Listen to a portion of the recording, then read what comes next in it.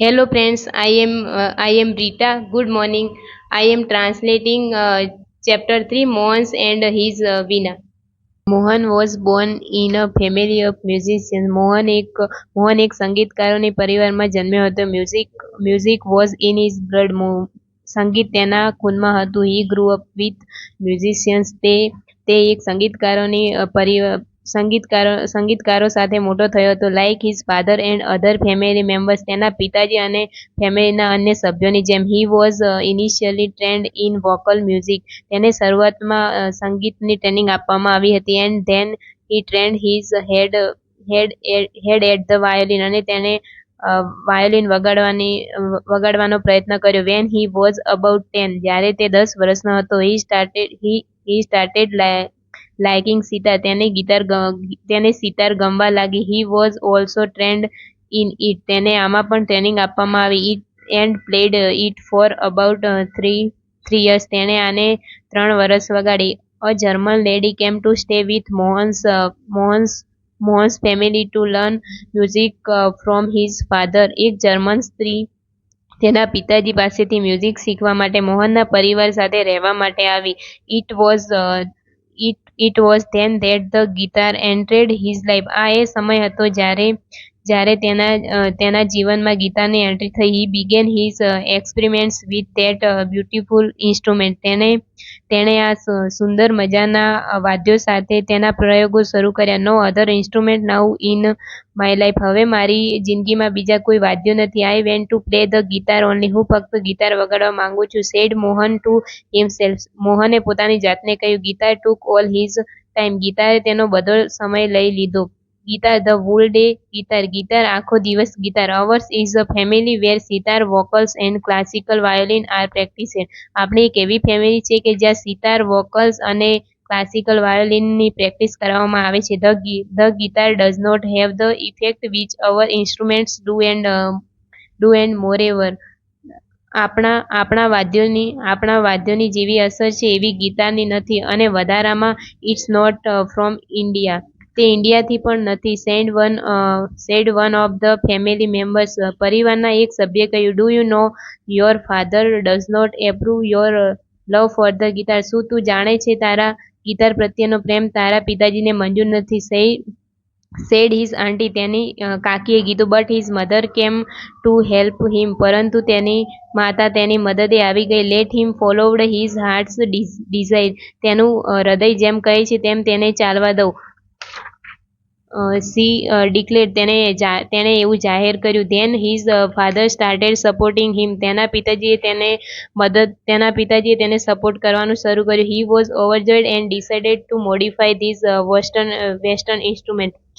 તે ખૂબ જ ખુશ થયો અને આ વેસ્ટર્ન ઇન્સ્ટ્રુમેન્ટ મોડિફાય કરવાનું નક્કી કર્યું. He tried to make it suitable for playing pure Indian classical music. તેણે પ્યોર ઇન્ડિયન ક્લાસિકલ મ્યુઝિક વગાડવા માટે યોગ્ય બને તેના માટે પ્રયત્ન કર્યો. He spent 2 more years with guitar only. તેણે ફક્ત ગીતાર સાથે 2 વર્ષ પસાર કર્યા. One evening there was a gathering of close family friends. એક સાંજે નજીકના પરિવારના સભ્યોનો મેળાવડો હતો. In this small gathering Mohan's brother, sister and નેવ્યુ. આ નાનકડા મેળાવડામાં તેના ભાઈ, બહેન અને ભત્રીજાઓ, who were also performing artist, જે પણ એક આર્ટિસ્ટ હતા, played music on their classical instruments. તેણે તેઓના શાસ્ત્રીય વાદ્યો પર સંગીત વગાડ્યું. There was a great appreciation. ખૂબ પ્રશંસા થઈ. Mohan to appreciate his wish to perform. મોહને પણ સંગીત વગાડવાની ઈચ્છા વ્યક્ત કરી. He played on guitar. તેણે ફક્ત ગિટાર પર વગાડ્યું. After his performance a relative yard. તેની રજૂઆત પછી એક સંબંધીએ કહ્યું. You need to work very hard with the new instrument. તારે આ નવા વાદ્ય સાથે ખૂબ જ મહેનતની જરૂર છે. One of the relative said. એક સંબંધીએ કહ્યું.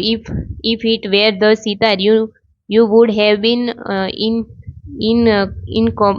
In competition with your brother and sister. જો તે સિતાર વગાડ્યું હોત તો તું તારા ભાઈ અને બહેનના સ્પર્ધામાં ઉતર્યો હોત. You have already spend 2 years. તો આમાં પહેલેથી જ 2 વર્ષ આપી દીધા છે. But still this instrument needs more. પરંતુ આ આ વાદ્યને વધારે સમયની જરૂર છે. After his performance someone said. તેની રજૂઆત પછી કોઈકે કહ્યું, the start sound is like a following stream. સિતારનો અવાજ વહેતા ઝરણા જેવો હોય છે. Your instrument doesn't have that depth. તારા વાદ્યમાં આટલી ઊંડાઈ નથી. Yet another said. કોઈક બીજાએ કહ્યું, your brother play the violin. તારો ભાઈ વાયોલિન વગાડે છે. હિઝ સૂર એન્ડ તાલ આર સો બ્યુટીફુલ. તેનો સૂર અને તાલ ખૂબ જ સુંદર છે. What are you doing with this instrument. તું આ વાદ્ય સાથે શું કરી રહ્યો છે? Mohan was depress and cried for the whole night. મોહન હતાશ થઈ ગયો અને આખી રાત રડ્યો. He had already given 2 years of his life to this instrument.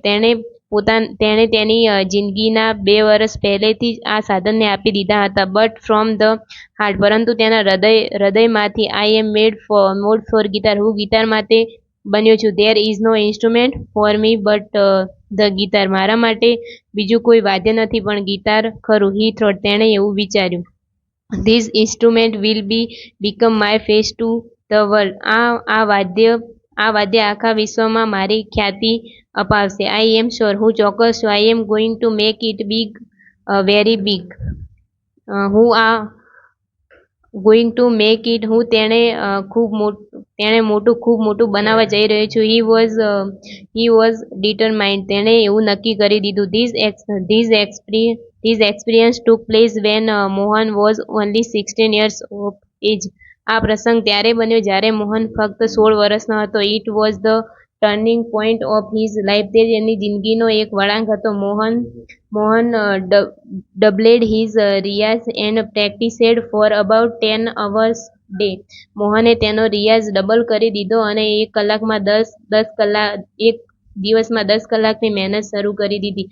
He also studied other aspects of the guitar.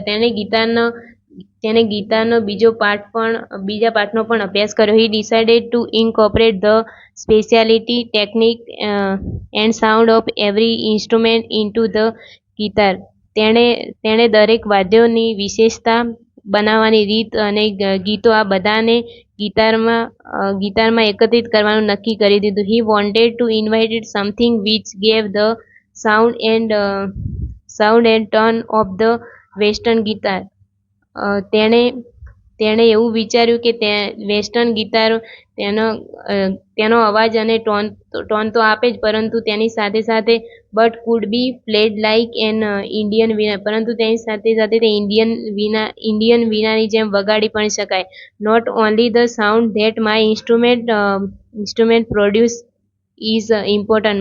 મારા વાદ્યમાંથી નીકળતો અવાજ જ મહત્વનો નથી, but it must also express my violin. પરંતુ મારી દ્રષ્ટિ પણ મહત્વની છે. What I vent to say through the instrument. આ વાદ્ય શું કહેવા માંગે છે તે પણ દેખાડવું જોઈએ. He said to himself. તેણે પોતાની જાતને કહ્યું. And finally with untiring efforts and understanding of ragas he created the wonderful Mohan Veena. તેણે પછી ખૂબ જ મહેનત અને રાગને સમજતા એક અદ્ભુત મોહન વીણાનું પ્રસર્જન કર્યું. Today the world knows Mohan as Pandit Vishwa Mohan Bhatt, winner of Grammy award. આજે આખું વિશ્વ મોહનને ગ્રેમી એવોર્ડના વિજેતા પંડિત વિશ્વ મોહન ભટ્ટ તરીકે ઓળખે છે. I just followed my heart's passions and here I am. હું મારા હૃદયને ફોલો કરતા અહીં સુધી પહોંચ્યો છું. Said Mohan at the award ceremony in 1993. 1993ના એવોર્ડના વિતરણમાં મોહને કહ્યું.